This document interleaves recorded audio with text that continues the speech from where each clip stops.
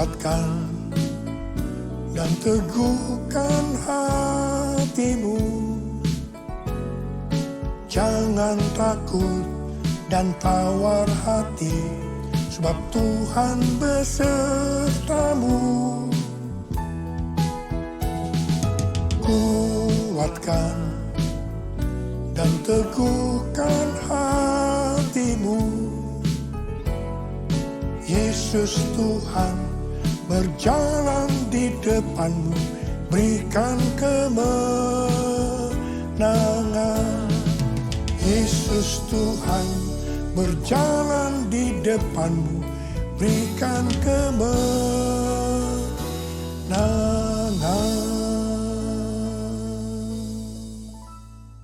Memasuki tahun 2025 ini, pesan Tuhan kepada kita dalam Mazmur 27 ayat 14 yang berkata, nantikanlah Tuhan, kuatkanlah dan teguhkanlah hatimu. Nantikanlah Tuhan. Orang yang menantikan Tuhan adalah orang yang mengandalkan Tuhan. Orang yang berharap kepada Tuhan. Yeremia 17 ayat 5 dan 6 berkata, beginilah firman Tuhan, terkutuklah orang yang mengandalkan manusia, yang bersandar pada kekuatan manusia fana, dan yang hatinya menjauh dari Tuhan. Ia akan seperti semak gundul di padang belantara. Ia tidak akan melihat datangnya keadaan baik. Ia akan tinggal di tanah tandus di padang gurun, di padang garam yang tidak berpenduduk. Yeremia 17 ayat 7 dan 8 berkata, diberkatilah orang yang mengandalkan Tuhan, yang mempercayakan dirinya pada Tuhan. Ia akan seperti pohon yang ditanam di tepi air, yang merambatkan akar-akarnya ke tepi sungai, dan tidak takut akan datangnya panas terik, yang daunnya tetap hijau, yang tidak khawatir dalam tahun kekeringan, dan yang tidak berhenti menghasilkan buah. Memasuki tahun 2025, tahun yang penuh dengan ketidakpastian, bencana alam, akibat perubahan iklim yang makin hebat, peperangan yang makin intens, krisis ekonomi yang semakin menjadi-jadi. Lebih dari itu, kita diingatkan bahwa kita sudah berada di akhir dari akhir zaman. Sesuai dengan 2 Timotius 3 ayat 1-9 dikatakan bahwa pada hari-hari terakhir akan datang masa yang sukar. Manusia akan mencintai dirinya sendiri dan menjadi hamba uang. Mereka akan membual dan menyombongkan diri. Mereka menjadi pemfitnah. Mereka akan berontak terhadap orang tua dan tidak tahu berterima kasih. Tidak peduli agama. Tidak tahu mengasihi. Tidak mau berdamai. Suka menjelekkan orang. Tidak dapat mengekang diri. Garang. Tidak suka yang baik. Suka berkhianat. Tidak berpikir panjang. Berlagak tahu. Lebih menuruti hawa nafsu daripada menuruti Allah. Secara lahiriah mereka menjalankan ibadah mereka. Tetapi pada hakikatnya mereka memungkiri kekuatannya. Walaupun selalu ingin diajar, namun tidak pernah dapat mengenal kebenaran. Akal mereka bobrok dan iman mereka tidak tahan uji. Jadi, memasuki tahun 2025, kita menghadapi kondisi yang seperti itu. Karena itu, seperti yang Tuhan pesankan kepada kita, nantikanlah Tuhan, kuatkanlah dan teguhkanlah hatimu. Nantikanlah Tuhan. Dalam menantikan pertolongan Tuhan, kita menguatkan dan meneguhkan hati kita. Dalam menantikan pertolongan Tuhan, kita akan melakukan seperti yang terdapat dalam Mazmur 123 ayat 2 yang berkata, lihat, seperti mata para hamba laki-laki memandang kepada tangan tuannya. Seperti mata hamba perempuan memandang kepada tangan nyonyanya.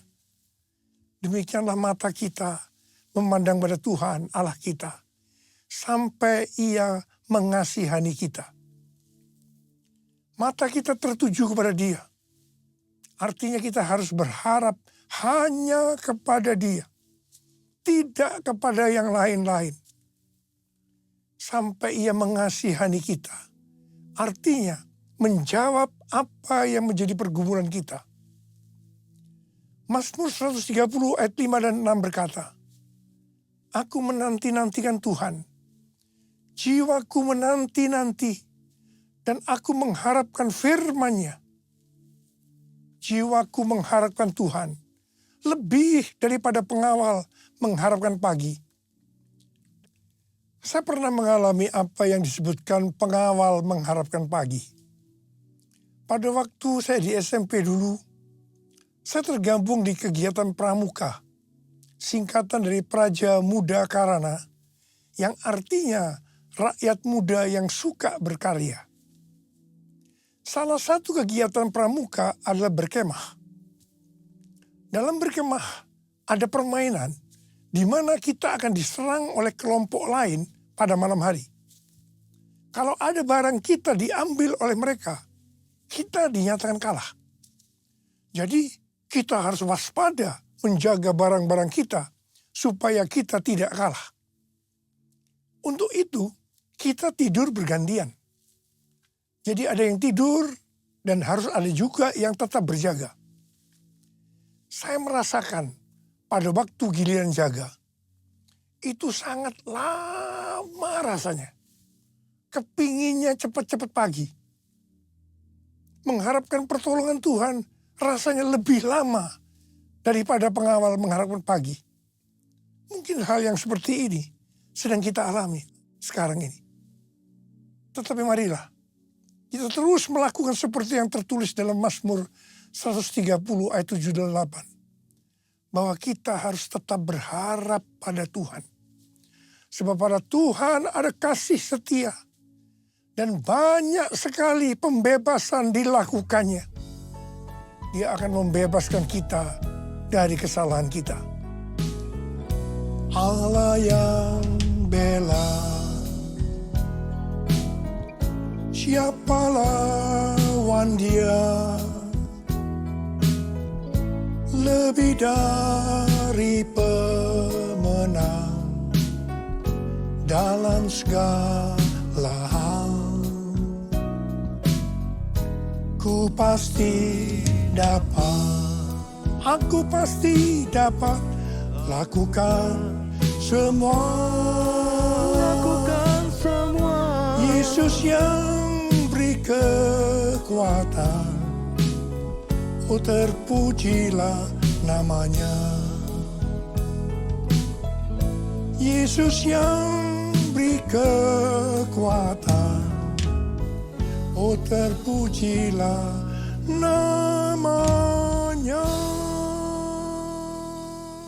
Tema tahun 2025 adalah tahun penuaian, the year of harvest. Ayat emasnya adalah Ulangan 11 ayat 13 dan 14 dan Yohanes 4 ayat 35. Sehubungan dengan tahun penuaian, kita akan membahas tentang dua hal. Yang pertama, jenis tuaian. Yang kedua, hal-hal yang harus diperhatikan dalam tahun penuaian. Mengenai soal jenis tuaian, Alkitab menggambarkan ada beberapa jenis tuaian. Yang pertama, tuaian jiwa-jiwa. Sesuai dengan Matius 9 ayat 36 sampai dengan 38. Maka jiwa-jiwa yang dimaksud adalah orang banyak yang tidak bergembala. Yaitu mereka yang belum kenal Sang Gembala Agung, yaitu Tuhan Yesus. Hari-hari ini Tuhan mengingatkan kita tentang tiga hal. Yaitu yang pertama, perhatikan tahun 2033. Yang kedua, harvest now. Yang ketiga, Jesus for everyone. Tuhan sedang berbicara kepada gerejanya di seluruh dunia. Bahwa tahun 2033, pada tahun 2033, setiap orang, everyone, akan mendapatkan kesempatan untuk berjumpa secara otentik dengan Tuhan Yesus melalui kuasa dan hadirat Roh Kudus. Rick Warren mendapatkan bahwa goal untuk menyelesaikan amanat agung adalah tahun 2033. Ketika Tuhan Yesus ditanya oleh murid-muridnya tentang tanda kedatangannya kembali, salah satunya Tuhan Yesus menjawab dari Matius 24 ayat 14. Injil kerajaan ini akan diberitakan di seluruh dunia menjadi kesaksian bagi semua bangsa. Sesudah itu barulah tiba kesudahannya. Jadi kalau Injil kerajaan sudah diberitakan di seluruh dunia menjadi kesaksian bagi semua bangsa, atau amanat agung sudah selesai, maka sesudah itu Tuhan Yesus datang kembali. Kata sesudah itu artinya tidak ada seorang pun yang tahu. Bisa 1 bulan, 1 tahun, 5 tahun, tetapi yang jelas tidak akan lama. Sebab Tuhan Yesus berkata, "Aku datang segera." Saya tidak pernah berkata bahwa Tuhan Yesus pasti datang tahun 2033. Itu tidak alkitabiah. Tetapi yang saya katakan, Tuhan Yesus bisa datang tahun 2033. Itu alkitabiah. Karena Tuhan Yesus bisa datang sewaktu-waktu. Hari-hari ini penuaian jiwa yang terbesar dan terakhir sedang terjadi. Harvest now, Jesus for everyone. Tuhan Yesus berkata dalam Yohanes 4 ayat 35. Bukankah kamu mengatakan 4 bulan lagi tibalah musim menuai? Namun aku berkata kepadamu, lihatlah sekelilingmu dan pandanglah ladang-ladang yang sudah menguning dan matang untuk dituai. Memasuki tahun 2025, kita diingatkan kembali agar kita menyelesaikan amanat agung. Tugas utama kita sebagai orang percaya, sebagai seorang murid, tidak melihat apa profesi kita adalah menyelesaikan amanat agung. Hal ini sesuai dengan Matius 28 ayat 19 dan 20. Karena itu pergilah, jadikan semua bangsa muridku, dan baptislah mereka dalam nama Bapa dan Anak dan Roh Kudus. Dan ajarlah mereka melakukan segala sesuatu yang telah kuperintahkan kepadamu. Ketahuilah, aku menyertai kamu senantiasa sampai akhir zaman. Menyelesaikan amanat agung adalah menjadikan semua bangsa itu murid Tuhan Yesus.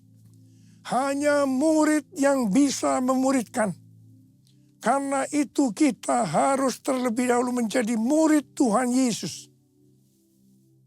1 Yohanes 2 ayat 6 berkata, siapa yang mengatakan bahwa ia tinggal di dalam dia, ia wajib hidup sama seperti Kristus telah hidup.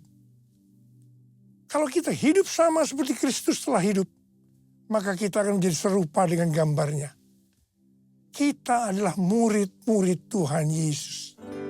Jesus for everyone, Jesus for everyone, Jesus for everyone, Jesus for everyone, Jesus for everyone, Jesus for everyone, Jesus for everyone, Jesus for everyone. Mengenai jenis tuaian yang kedua adalah tuaian buah roh. Roma 7 ayat 4 berkata, sebab itu, saudara-saudaraku, kamu juga telah mati terhadap hukum Taurat oleh tubuh Kristus, supaya kamu menjadi milik orang lain, yaitu milik Dia yang telah dibangkitkan dari antara orang mati, agar kita berbuah bagi Allah. Jadi kita yang telah dibebaskan dari kuasa dosa, hidupnya harus berbuah bagi Allah. Buah harus dituai. Artinya harus menghasilkan tuaian buah roh. Dengan kata lain, dalam hidup kita harus ada buah roh. Galatia 5, 22 dan 23 berkata, tetapi buah roh ialah kasih, sukacita, damai sejahtera, kesabaran, kemurahan, kebaikan, kesetiaan, kelemah lembutan, penguasaan diri. Tidak ada hukum yang menentang hal-hal itu. Salah satu aspek dari buah roh adalah kelemah lembutan, yang dapat diartikan juga sebagai kerendahan hati, humility. Kita semua harus rendah hati. Jangan sombong, jangan congkak. Karena Allah menentang orang congkak, tetapi mengasihani orang yang rendah hati. Ini dituliskan di 2 ayat, yaitu 1 Petrus 5 ayat 5 dan Yakobus 4 ayat 6. Ini berarti peringatan yang sangat serius dari Tuhan. Dalam Amsal 16 ayat 5 berkata, setiap orang yang tinggi hati menjijikkan bagi Tuhan. Ia pasti tidak akan luput dari hukuman. Amsal 16 ayat 18 berkata, kecongkakan mendahului kehancuran dan tinggi hati mendahului kejatuhan.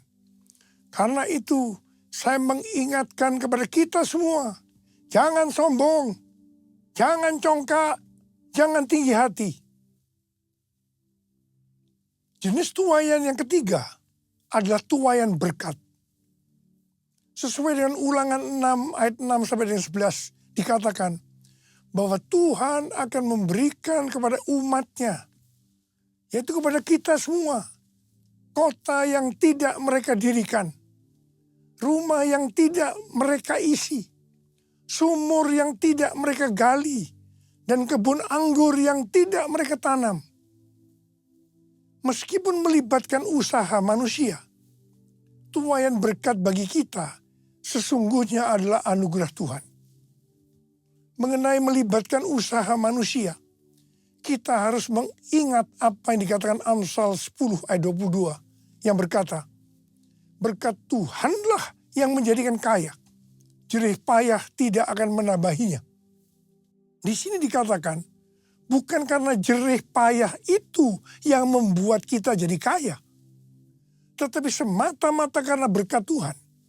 Tetapi kita harus rajin, tekun melakukan tugas kita, bekerja keras dan cerdas, bukan bermalas-malasan. Katakan amin. Jadi kalau kita menerima tuaian berkat, sesuai dengan Ulangan 6 ayat 12 dikatakan, jangan sampai kita melupakan Tuhan. Firman Tuhan berkata dalam Yesaya 60 ayat 1, bangkitlah, menjadi teranglah, sebab terangmu datang dan kemuliaan Tuhan terbit atasmu. Kalau kita lakukan itu, maka kita akan mengalami seperti Yesaya 60 ayat 5 yang berkata, pada waktu itu engkau akan heran melihat dan berseri-seri. Engkau akan tercengang dan akan berbesar hati. Sebab kelimpahan dari seberang laut akan beralih kepadamu. Dan kekayaan bangsa-bangsa akan berpindah kepadamu. Sesuai dengan yang dikatakan dalam Yesaya 61 ayat 6. Maka kalau kita disebut imam Allah dan menjadi pelayan Allah, maka kita akan menikmati kekayaan bangsa-bangsa. Dan akan memegahkan diri dengan segala harta benda mereka. Haleluya. Tuhan mengingatkan kita bahwa tuaian berkat yang diberikan kepada kita bukan hanya untuk pribadi kita, tetapi lebih dari itu untuk menyelesaikan amanat agung. Katakan amin. Jenis tuaian yang keempat adalah tuaian di bumi. Sesuai dengan Wahyu 14 ayat 18 sampai dengan 20. Bahwa di akhir zaman, malaikat Allah akan menuai di bumi dengan mengumpulkan orang fasik untuk penghukuman Allah. Dalam ayat-ayat ini dikatakan, seorang malaikat yang lain lagi datang dari Mesbah. Ia berkuasa atas api dan ia berseru dengan suara nyaring kepada malaikat yang memegang sabit tajam itu, katanya, ayunkanlah sabitmu yang tajam itu dan potonglah buah-buah pokok anggur di bumi, karena buahnya sudah masak. Lalu malaikat itu mengayunkan sabitnya ke atas bumi dan memotong buah pokok anggur di bumi dan melemparkannya ke dalam gilingan besar, yaitu murka Allah. Buah-buah anggur itu digiling di luar kota dan dari gilingan itu mengalir darah. Tingginya sampai ke kekang kuda dan jauhnya 300 kilometer. Ada yang menafsirkan bahwa ini adalah perang Harmagedon. Hari-hari ini kita sedang melihat peperangan antara Israel melawan Hamas, Hizbullah, Houthi, Iran yang makin intens. Demikian juga perang antara Rusia dan Ukraina yang tensinya makin tinggi. Semua yang terjadi ini pada akhirnya akan menuju perang besar, yaitu perang Harmagedon. Mungkin itu juga yang dikatakan orang perang dunia ketiga. Penuaian jiwa akan berjalan paralel dengan goncangan-goncangan. Kuasanya dicurahkan, berkatnya dilimpahkan, penuaian besar sungguh terjadi. Segala bangsa akan datang menyembah Yesus Tuhan, kemuliaan Tuhan telah turun. Kemuliaan Tuhan telah turun. Kemuliaan Tuhan telah turun. Hal-hal yang harus diperhatikan dalam tahun penuaian. Yang pertama, akan terjadi pencurahan Roh Kudus yang dahsyat. Panen dapat dituai apabila ada hujan awal yang fungsinya adalah untuk menggemburkan tanah. Dan hujan akhir yang fungsinya untuk menyiapkan tuaian. Ulangan 11 ayat 13 sampai dengan 14 berkata, jika kamu sungguh-sungguh mendengarkan perintah yang kusampaikan kepadamu pada hari ini, dengan mengasihi Tuhan Allahmu, dan beribadah kepadanya dengan segenap hatimu dan segenap jiwamu, maka ia akan memberikan hujan untuk tanahmu pada masanya. Hujan awal dan hujan akhir, sehingga engkau dapat mengumpulkan gandum, anggur, dan minyakmu. Yang dimaksudkan dengan hujan akhir adalah pencurahan Roh Kudus di hari-hari terakhir ini, yang akan mempersiapkan tuaian jiwa yang terbesar. Dan yang terakhir, itu adalah Pentakosta yang ketiga.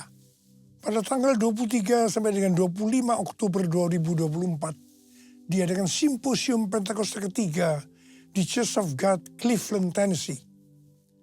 Simposium Pentakosta ketiga artinya hanya membicarakan Pentakosta ketiga.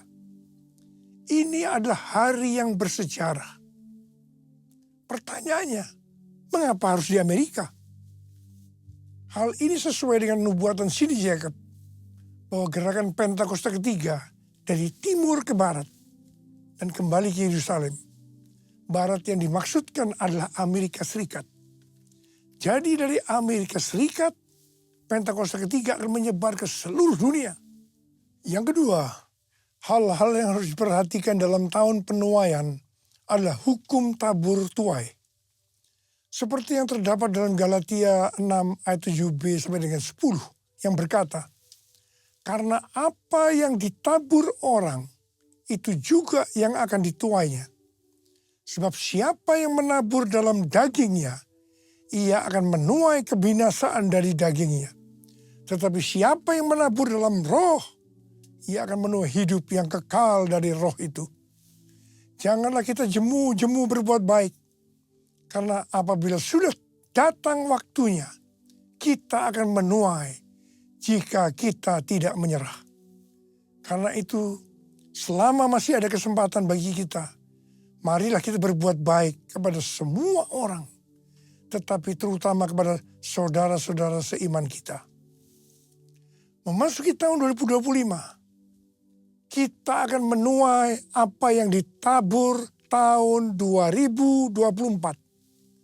Saya berdoa supaya kita menuai yang baik, karena kita menabur yang baik. mengawali tahun 2025, saya ajak saudara untuk mengangkat tangan kita. Dan kita katakan bersama-sama, Hosana, Hosana di tempat yang tinggi. Hosana, Hosana di hati yang suci.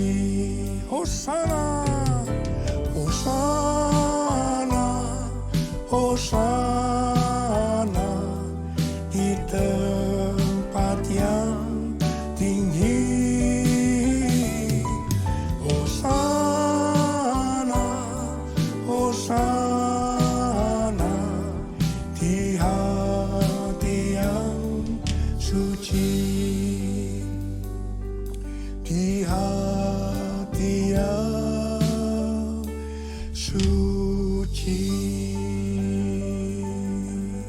Mari berbahasa roh, sembah Dia.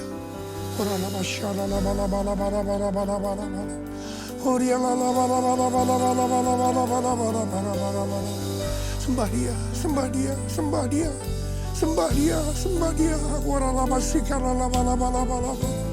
Tuhan, kami berdoa buat anak-anak-Mu Tuhan, memasuki tahun 2025. Curahkan pengurapan-Mu pada kami semua Tuhan. Curahkan, terima pengurapan Tuhan, terima. Terima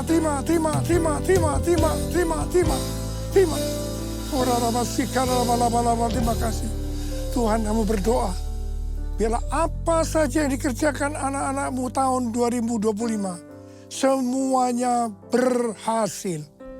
Yang percaya terima dengan berkata, amin. Kita akan masuk dalam perjamuan kudus.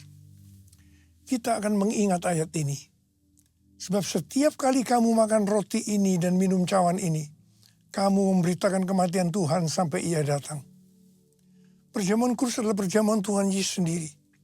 Setiap kali kita masuk dalam perjamuan kudus, Tuhan Yesus selalu berkata, biarlah ini menjadi peringatan akan daku.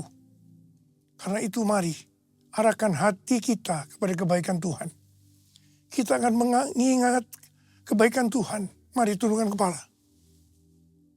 Bapa, siapakah kami sebelum kami mengenal Engkau? Kami semua orang berdosa. Upah dosa adalah maut, mati. Tapi Engkau yang tidak berdosa telah dijadikan dosa oleh karena kami.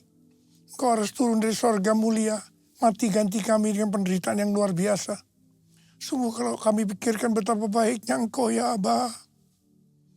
Engkau jadikan kami sebagai anak-anak-Mu. Engkau tuntun, Engkau bela, Engkau berkati, Engkau lindungi, Engkau tegur juga kalau kami salah. Engkau sembuhkan kami, terima kasih. Itu Engkau ya Aba. Itu Engkau ya Aba. Tuhan akan memberkati kita melalui perjamuan kudus. Tapi Tuhan mau kita makan dan minum dengan cara yang benar. Karena itu sekarang masing-masing introspeksi. Lihat keadaan dirimu masing-masing. Renungkan apa yang selama ini kita lakukan tahun 2024. Kita akan masuki tahun 2025. Segala hal yang tidak berkenan, yang mungkin belum diselesaikan dengan Tuhan, mari kita selesaikan saat ini. Minta ampun, minta ampun. Kalau ada hal-hal yang belum diselesaikan, minta ampun. Ampuni saya Tuhan. Ampuni, ampuni, ampuni ya Tuhan, ampuni. Bapak terima kasih. Bapak terima kasih. Engkau melihat anak-anak-Mu yang sedang menyelesaikan segala sesuatunya dengan Tuhan. Kami akan masuk dalam perjamuan kudus, Abah. Terima kasih. Kami akan masuk dalam perjamuan kudus dengan hati yang penuh ucapan syukur dalam nama Yesus. Amin. Saudara, mari angkat roti di tangan kanan kita tinggi-tinggi. Sebab apa yang telah kuteruskan kepadamu telah aku terima dari Tuhan. Yaitu bahwa Tuhan Yesus pada malam waktu Ia diserahkan mengambil roti. Dan sesudah itu Ia mengucap syukur atasnya. Ia memecah-mecahkannya dan berkata, inilah tubuhku yang diserahkan bagi kamu. Perbuatlah ini menjadi peringatan akan aku. Saya dikasih Tuhan, bukankah roti yang kita pecah-pecahkan ini adalah persekutuan kita dengan tubuh Kristus. Mari kita makan dalam nama Yesus.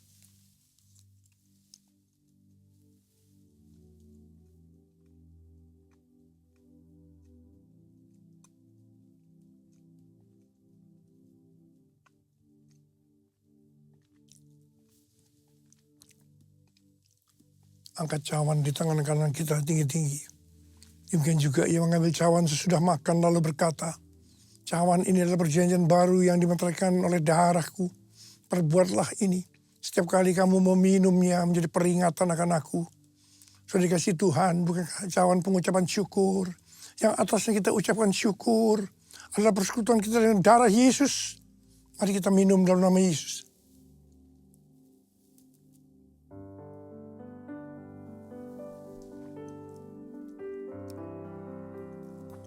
Ucapan syukur dan terima kasih. Dengan suara, jangan diam. Tuhan terima kasih. Terima kasih ya Tuhan, terima kasih.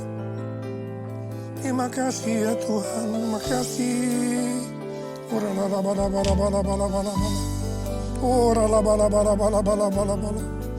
Tuhan, saat ini Tuhan kau melihat anak-anak-Mu, kau tolong mereka. Saat ini kau sedang menyembuhkan yang sakit, sedang membebaskan yang terikat, menghibur yang susah, menguatkan yang lemah, memberikan pengharapan-pengharapan yang baru bagi yang datang dengan keadaan putus pengharapan. Tuhan, berkati anak-anak-Mu, kasihani mereka Tuhan, kasihani mereka. Tuhan terima kasih, Tuhan terima kasih, terima kasih. Terima kasih Yesusku, terima kasih Yesusku. Puji syukur hanya bagi Tuhanku. Terima kasih Yesusku, terima kasih Yesusku. Puji syukur hanya bagi Tuhanku. Terima kasih Tuhan. Terima kasih Yesusku, terima kasih Yesusku. Puji syukur hanya bagi Tuhanku. Terima kasih Yesusku, terima kasih Yesusku. Puji syukur hanya bagi Tuhanku. Puji syukur hanya bagi Tuhanku.